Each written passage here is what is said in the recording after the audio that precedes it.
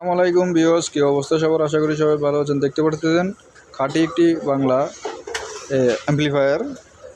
এটা স্টুডিও একটি অ্যাম্পলিফায়ার, যেটাতে আপনার দুই সাইডের আলাদা আলাদা টোন কন্ট্রোল। এটা খুবই ভালো একটি টোন কন্ট্রোল, আপনার খুবই ভালো সাউন্ড ওঠে। বেস, ট্রাভেল, মিড চারটে ভাগে বিভক্ত। এই দেখেন, বেস, মিড, ট্রাভেল আর মেন ভলিউম। আর দুইটা বড় বড় ক্যাপাসিটর দিছে, দেখতে পারতেছেন। দুইটা দুই রকম, একই রকম না, দুই রকম। তিনটা কুলিং ফ্যান। তো এটা একটা ছোট্ট একটা সমস্যার কারণে নষ্ট হয়েছে, সেটা বলতেছি। আর এটা ট্রান্সফর্মারটা দেখতে পারতেছেন কত বড়, 55 ভোল্টের, তবে অ্যালুমিনিয়াম ট্রান্সফর্মার।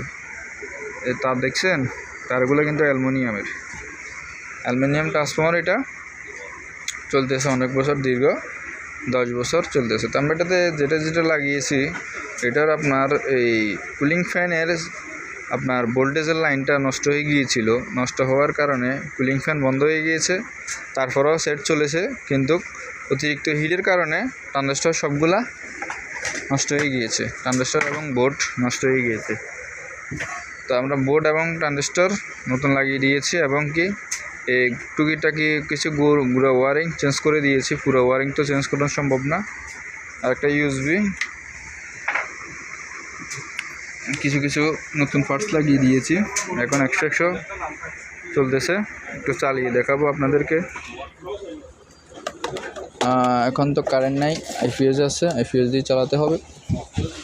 কারেন্ট নাই, শুধু আমাদের দোকানে কারেন্ট আছে, আইপিএস আছে। লাগাইলাম লাইন।